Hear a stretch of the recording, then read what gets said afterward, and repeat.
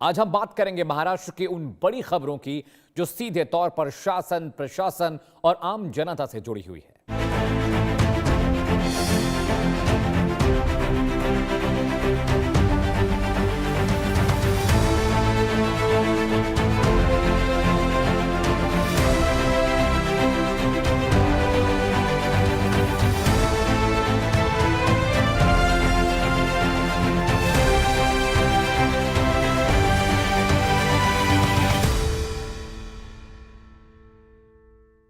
अपराध की बदलती दुनिया में अब केवल लाठी और वर्दी काफी नहीं है, बल्कि तकनीक और आधुनिक जांच कौशल सबसे बड़े हथियार हैं।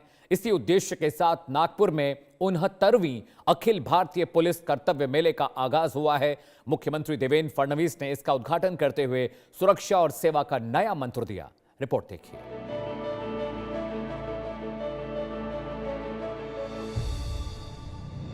महाराष्ट्र के मुख्यमंत्री देवेंद्र फडणवीस ने नागपुर में 69वें अखिल भारतीय पुलिस कर्तव्य मेले का उद्घाटन किया। 6 दिनों तक चलने वाला ये आयोजन जांच कौशल को तेज करने और कानून व्यवस्था में जनता का विश्वास बढ़ाने के लिए एक महत्वपूर्ण मंच है। इस अवसर पर सीएम फडणवीस ने जोर देकर कहा कि साइबर अपराध और डिजिटल धोखाधड़ी से निपटने के लिए तकनीक एक शक्तिशाली हथियार बन गई है। उन्होंने पुलिस कर्मियों से आधुनिक उपकरणों को अपनाने का आह्वान किया और कहा कि आज पुलिस की भूमिका शासन करने की नहीं, बल्कि नागरिकों की सेवा और सुरक्षा करने की है। इस प्रतियोगिता में देश भर की 29 टीमों के 1327 से अधिक पुलिसकर्मी और 144 प्रशिक्षित डॉग हिस्सा ले रहे हैं। इसमें कंप्यूटर, जागरूकता, वीडियोग्राफी, फोटोग्राफी और जांच में वैज्ञानिक सहायता जैसे विभिन्न विषयों पर स्पर्धाएं आयोजित की जा रही हैं।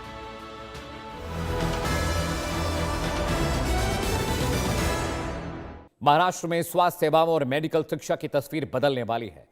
मुंबई में आयोजित पल्स 2026 मेडिकल कॉन्फ्रेंस में 15 बड़े समझौतों पर मुहर लगी है। मुख्यमंत्री ने इस दौरान चिकित्सा क्षेत्र के विशेषज्ञों के साथ भविष्य की रणनीति पर भी चर्चा की।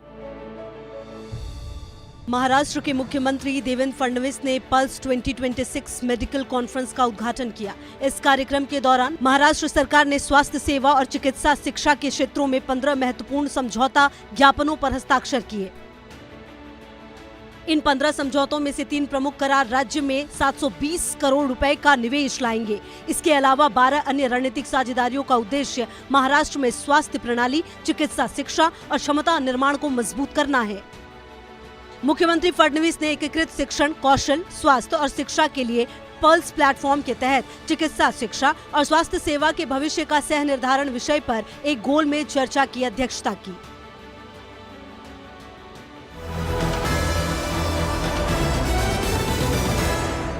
महाराष्ट्र सरकार अब राज्य के स्वास्थ्य और बुनियादी ढांचे को एक नए स्तर पर ले जाने के लिए मिशन मोड में काम कर रही है।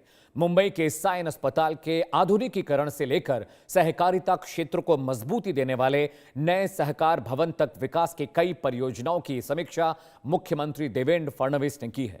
देखिए रिपोर्ट। मुख्यमंत्री देवेंद्र फडणवीस ने मुंबई में स्वास्थ्य, सहकारिता और आवास क्षेत्रों से जुड़ी कई बड़ी परियोजनाओं की समीक्षा और उद्घाटन किया। ये आयोजन नागरिकों को गुणवत्तापूर्ण बुनियादी ढांचा और सेवाएं प्रदान करने की राज्य सरकार की प्रतिबद्धता को दर्शाता है। सीएम फडणवीस ने सायन स्थित लोकमान्य तिलक म्युनिसिपल जनरल अस्पताल के पुनर्विकास और आधुनिकीकरण कार्य का जायजा लिया। उन्होंने जोर दिया कि मुंबईकरों को विश्व स्तरीय चिकित्सा सुविधाएं सुनिश्चित करने के लिए स्वास्थ्य विभाग के बुनियादी ढांचे को अपग्रेड करना सरकार की सर्वोच्च प्राथमिकता है। मुख्यमंत्री ने सहकारी क्षेत्र को मजबूत करने के लिए नए सहकार भवन का उद्घाटन किया और किफायती घर प्रदान करने वाली विभिन्न आवास परियोजनाओं की प्रगति की समीक्षा की। फडणवीस ने इन विकास कार्यों को एक मजबूत और विकसित महाराष्ट्र के निर्माण की दिशा में एक बड़ी छलांग बताया।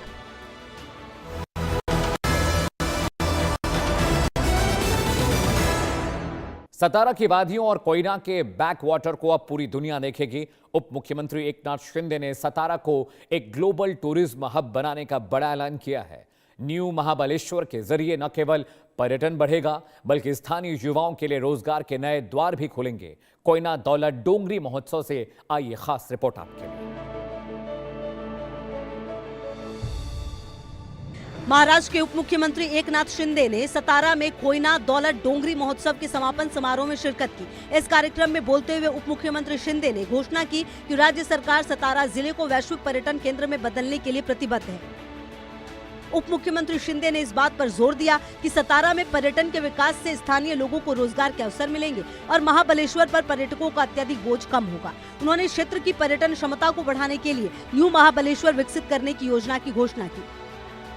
उप मुख्यमंत्री ने दिसंबर जनवरी में एक भव्य कोयना बैक वाटर फेस्टिवल आयोजित करने और इसे विश्व स्तरीय आयोजन बनाने की योजना का भी खुलासा किया। उन्होंने कहा कि ग्रामीण और पहाड़ी क्षेत्रों में संस्कृति को बढ़ावा देने और अंतर्राष्ट्रीय पर्यटन मानचित्र पर सतारा की स्थिति मजबूत करने के लिए ऐसे महोत्सव आवश्यक हैं।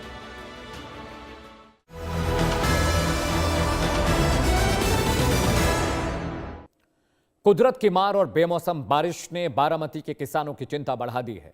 खेतों में खड़ी फसलें बर्बाद हो गई हैं, लेकिन इस संकट की घड़ी में सरकार सीधे किसानों के पास पहुंची है। उप मुख्यमंत्री सुनेत्रा पवार ने खुद बारिश से प्रभावित खेतों का दौरा किया और किसानों को हर संभव मदद का भरोसा दिलाया है। देखिए ग्राउंड जीरो से हमारी रिपोर्ट।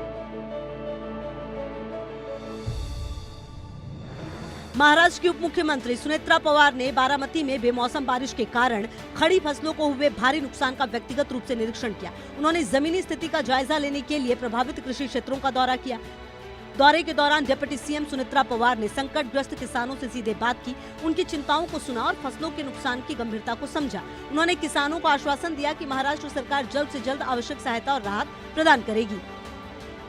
उप मुख्यमंत्री सुनेत्रा पवार ने जोर देकर कहा कि किसान समुदाय की रक्षा करना राज्य सरकार की सर्वोच्च प्राथमिकता है। उन्होंने आश्वासन दिया कि किसानों पर बोझ कम करने, उन्हें नुकसान से उबारने के लिए राहत राशि का त्वरित वितरण सुनिश्चित करने हेतु हर संभव कदम उठाए जाएंगे।